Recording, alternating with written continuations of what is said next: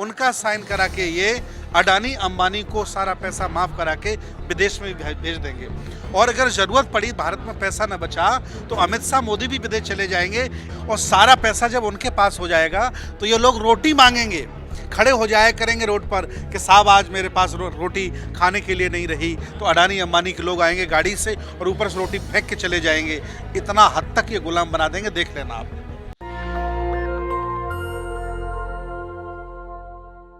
अखिल भारतीय परिसंघ का आज द्वितीय राष्ट्रीय समारोह हुआ है और बहुत सारी बातें हुई हैं, बहुत सारी एकता के प्रति जुड़ी हुई काफ़ी सारी वक्तव्य दिए गए हैं।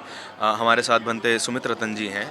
सर, बीजेपी को हम इतना ख़राब पार्टी बताते हैं और काफ़ी सारी कमियां हैं जो कि हैं भी, लेकिन वो इकलौती पार्टी नज़र आती है जिन्होंने बहुजन समाज को देश के सर्वोच्च पद पे रिप्रेजेंटेशन दिया है। ये बात तो हमें माननी पड़ेगी। तो उसमें इंटरेस्ट का कॉन्फ्लिक्ट कहाँ से आ जाता है?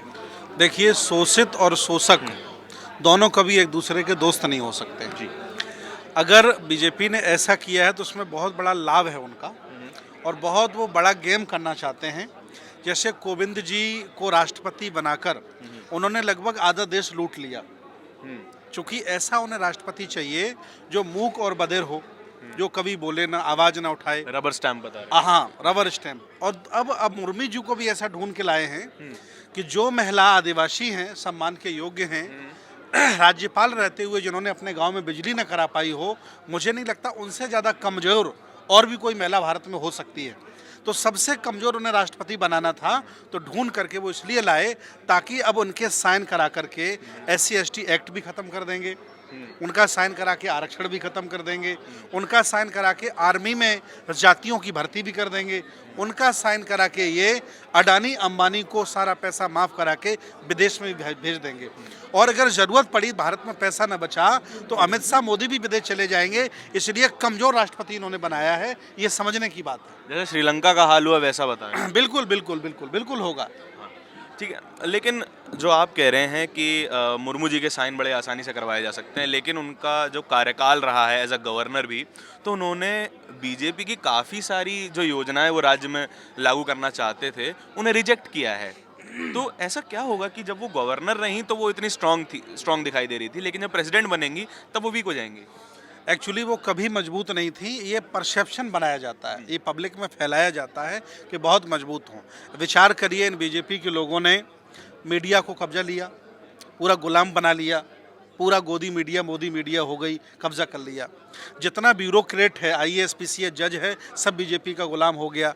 सुप्रीम कोर्ट का नेता अगर शाम को सोता है तो फ़ोन करके बताता है कि अब हमारे काम खत्म हो गया, मैं सोने जा रहा हूँ। इस कदर से गुलाम पूरा भारत हो गया है। ऐसे गुलाम भारत में अब क्या हो सकता है, बताइए?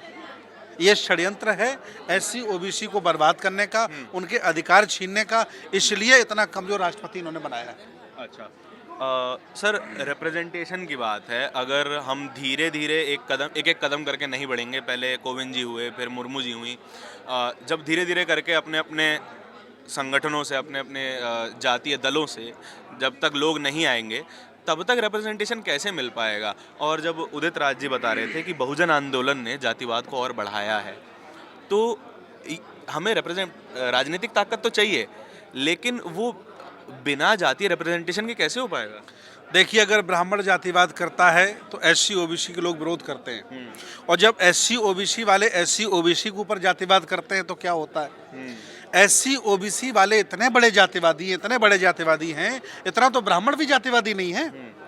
जबकि उन्होंने वो सारी एट्रॉसिटी झेली हैं। ये जाति देख करके वोट देते हैं, जाति देख करके भंते जी को अपने घर में बुलाते हैं, ये जाति देख करके अपनी लड़की की शादी करते हैं।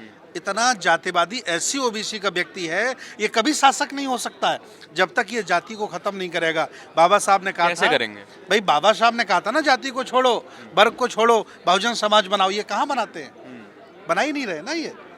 ये जातिवाद और फैलाते हैं, और जातिवाद फैलाने वाला शासक नहीं हो सकता। कैसे खत्म होगी जाति? बाबा साहब की बात माननी पड़ेगी। SC OBC माइनॉरिटी के लोगों को आपस में रोटी बेटी के संबंध बनाने पड़ेंगे, तब जाके ख़त्म होगी। और वोट डालते समय जाति का नेता नहीं बल्कि विचारधारा का नेता देखा जाए, उसे वोट किया जाए, तब जाति खत्म होगी। 100 साल का संघर्ष बीजेपी का है, अब 100 साल रगड़ेगी। उस रगड़न में क्या क्या आपका जाता झेलिए। ये मजाक नहीं बीजेपी को हटाना। किसी भी पार्टी के पास, किसी भी विचारधारा के पास कोई प्लान नहीं है कि बीजेपी को कैसे हटाया जाए, और वो अपना पूरा जो उसे करना है वो करेगी। हिंदू राष्ट्र करना पड़ना करेगी, मुझे मरवाना चाहे तो मरवा देगी। राष्ट्रपति जब उन्होंने गुलाम बना लिया, सुप्रीम कोर्ट उन्होंने अपने गुलाम बना रखे हैं जज, उन्होंने पूरी पुलिस खरीद रखी, पूरी मीडिया को उन्होंने खरीदी, उनके पास बचा क्या? देश को लूट बोल रहे हैं, एक कोई शब्द बोलने को तैयार नहीं है। दिनों दिन महंगाई बढ़ती जा रही, कोई बोल नहीं रहा है। तो ऐसी स्थिति में वो मनमानी करेंगे, क्योंकि उन्होंने 100 साल संघर्ष किया है, कोई विकल्प नहीं है।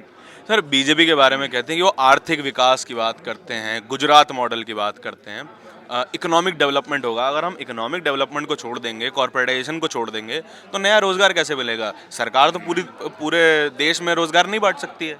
देखिए, मनुवादी नेता, ब्राह्मणवादी नेता और जातिवादी नेता और सामंती सोच रखने वाला व्यक्ति कभी भी जनमानस को पैसे वाला नहीं बनाता है, कभी भी जनमानस को वो रईस नहीं बनाता है। वैसे ही ये भाजपा कर रही है, अडानी अंबानी को सिर्फ धनवान बना रही है, और सारा पैसा जब उनके पास हो जाएगा तो ये लोग रोटी मांगेंगे, खड़े हो जाया करेंगे रोड पर कि साहब आज मेरे पास रोटी खाने के लिए नहीं रही, तो अडानी अंबानी के लोग आएंगे गाड़ी से और ऊपर से रोटी फेंक के चले जाएंगे। इतना हद तक ये गुलाम बना देंगे, देख लेना आप। ये तो आप बहुत ज़्यादा एकदम डरावनी सी बात कर रहे हैं। नहीं, ये सत्य है भाई, सत्य है। ये अंधे लोग, ये मरे हुए लोग भारत में जो रोटी दाल चावल के लिए जी रहे हैं, इनको पता नहीं लग रहा कि देश में क्या हो रहा है। बहुत स्थिति खराब है।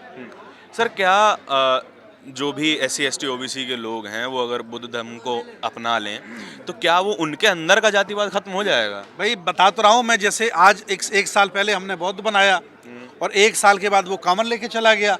मैंने फ़ोन किया, भाई हमने तो आपको बौद्ध बनाया था, आप कांवड़ लेके चले गए। बोले नहीं, पता नहीं बच्चे को बुखार आ गया था इसलिए मैं कांवड़ लेके चला गया। इस कदर से अंधविश्वास पाखंडी समाज हो गया है, इस कदर से ब्राह्मणवाद लोगों के अंदर घुसा है कि अब गुलामी के अलावा कोई मार्ग बचा ही नहीं। बंदे सुमित्रा रतन को सुन रहे थे आप, इनके विचार को आप ध्यान से सुनिए और बुद्ध धर्म के बारे में पढ़िए। आप असहमत हो सकते हैं, लेकिन पढ़ना ज़रूरी है। बहुत बहुत शुक्रिया सर आपका। थैंक यू, धन्यवाद। नेशनल दस्तक की आपसे गुजारिश है कि अगर इसको बचाना चाहते हैं तो नेशनल दस्तक को सब्सक्राइब करने के लिए रेड कलर के सब्सक्राइब बटन को दबाएं, फिर बेल आइकन की घंटी दबाएं। नेशनल दस्तक को बचाने के लिए बहुत ज़रूरी है कि हर खबर को शेयर करें, लाइक करें, कमेंट जरूर करें।